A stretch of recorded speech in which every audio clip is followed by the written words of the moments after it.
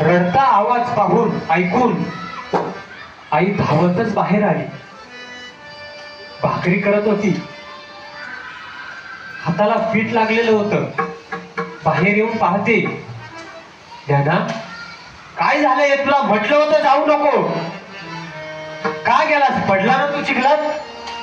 सांभाळून जायचं रे वेड्या. नाही ग आई, मी स्नान करायला गेलो होतो. वेसोबा काकांनी बघितलं. वेसोबा काका म्हणाले, अरे संन्यासाच्या कार्ट्या, तुझ्या स्पर्शाने इंद्रायणी बाटवेल रे. मी त्यांना म्हणाल, काका ती गंगा आहे, ती आपलं पाप धुवून लावते आणि माझ्या स्पर्शाने कशी ती बाटवेल? वेसोबा काकाने तिथे खेळत असलेल्या मुलांना मला मारायला सांगितलं का आहे? ज्ञानोबरायांचे वडील विठ्ठलपंत कुटीमध्ये बसून हा सर्व प्रसंग ऐकत होते. महाराज, बाप असा असतो, बापाचं दुःख दिसत नसतं, परंतु बापाला आईपेक्षा जास्त दुःख झालेलं असतं. आपल्या मुलीचं लग्न,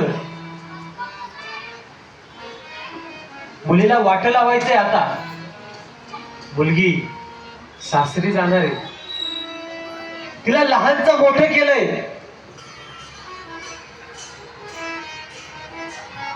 आईच्या डोळ्यातले अश्रू लगेच दिसतात, परंतु बापाच्या डोळ्यातले अश्रू दिसत नाही. तसंच विठ्ठलपंत हा सर्व प्रसंग कुटीमध्ये बसून ऐकत होते. रुक्मिणी माता ज्ञानोबरायांना समजावित होती, ज्ञाना जाऊ दे, पुन्हा नको जाऊ तिकडं. नाही ग आई, मला स्नान करायची इच्छा झाली होती. म्हणलं एकदा तरी इंद्रायणीमध्ये स्नान करावं. आणि आता त्या इंद्रायणीमध्ये स्नान करायला जागा होत नाही महाराज.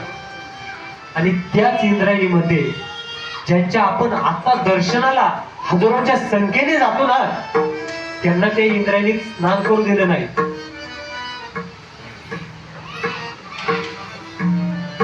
महाराज, आपण एक एक महिना पायवारी करून त्या गंगेमध्ये स्नान करायला आणि त्या माऊलींच्या दर्शनाला जातो. हा सर्व प्रसंग विठ्ठलपंत कुटीमध्ये बसून ऐकतात. रुक्मिणी माता म्हणते, ऐकलं का बसलात आतमध्ये? उठा, आपल्या लेकरांकरता न्याय मागावं हो.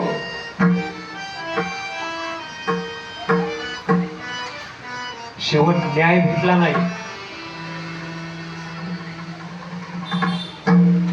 एकच न्याय भेटला होता. विठ्ठलपंत आणि रुक्मिणी मातेने आपल्या देहाचं देहांत प्रायश्चित्त केलं होतं. महाराष्ट्रामध्ये आतापर्यंत हे पहिले आई वडील आहे की आपल्या लेकरांकरता जीवदान दिलं. महाराज देह भगवंताला अर्पण करून टाकला.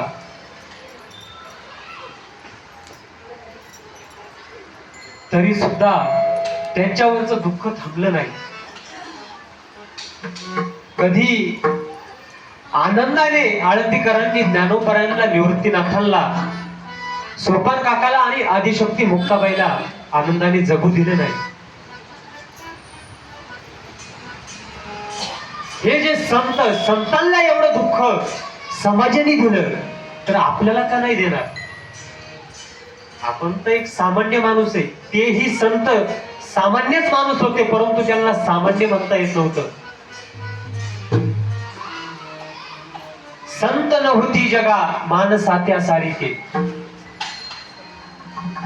ते दिसायला माणसासारखेच होते, परंतु त्यांना माणूस म्हणता येत नव्हतं. तुकोबरायांना कधी देहू गावात भजन करू दिलं नाही. टाळकुट्या म्हणून देहू गावातले लोक तुकोबरायांना चिडवत होते. तुकोबरायांनी आपलं सकाळचं उठावं, भंडारा डोंगरावर जाऊन भजन करावं. जोपर्यंत तुकोबरायांकडे सावकारकी होती, तोपर्यंत सगळे देहू गावातले तुकोबाराय म्हणायचे. आणि ज्यावेळेस सावकारकी संपली त्यानंतर तुक्या म्हणू लागले. तसंच आताही तेच चालू आहे. जोपर्यंत आपल्या खिशात पैसा, समजा माझं नाव विनोद, माझ्याकडे जोपर्यंत पैसा आहे तोपर्यंत समोरचे मला विनोद शेठ म्हणणार. आता समजा मी महाराज आहे, जोपर्यंत मी कार्यक्रम करतो, जोपर्यंत माझ्या हातात पाकिटं येतात तोपर्यंत चार लोक माझ्यासोबत फिरणार. ज्या दिवशी माझे कार्यक्रम बंद होतील, माझे पाकिटं बंद होतील, त्या दिवशी तेच माझे कुटाळ करणार. समाजावर विश्वास ठेवणं हा अतिशहाण्याचा मूर्खपणा. म्हणून संत म्हणतात, लेकरांनो, तुम्हाला हा भगवंताने देह दिलाय, या देहाचा चांगल्या प्रकारे वापर करा. संत जनाबाई महाराज म्हणतात, अरे मनुष्या, जन्माला ये, परंतु जन्माला आल्यानंतर तुझ्या ह्या 3.5 हाताच्या नरदेहाचं सार्थक कर. जन्मा येऊन या देख, करा देहाचे सार्थक. वाचे नाम विठ्ठलाचे, तेने सार्थक होऊ देहाचे. लोकही फार हुशार. लोक म्हणतात, अहो जनाबाई महाराज, तुम्ही म्हणता जन्माला ये आणि जन्माला आल्यानंतर तुझ्या ह्या देहाचं सार्थक कर, तर ते सार्थक कशाने होईल? वाचे नाम विठ्ठलाचे, तेने सार्थक होऊ द्या. त्या भगवंताच्या नामाने तुझ्या देहाचं सार्थक होईल.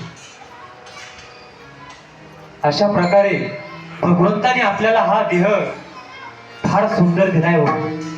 या सुंदर देहाचा चांगल्या प्रकारे वापर करा.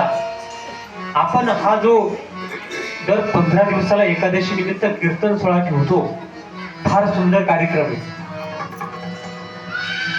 महाराज. काही गावांमध्ये, काही मंदिरांमध्ये साधी भजनं होती नाही, आपण कीर्तन करता. मी पारनेर तालुक्यातून या ठिकाणी कीर्तनाला आलोय. असे अनेक महाराज लोक अनेक तालुक्यातून या ठिकाणी कीर्तनाला येऊन गेले. मावशींनी सांगितलं मला, बाहेर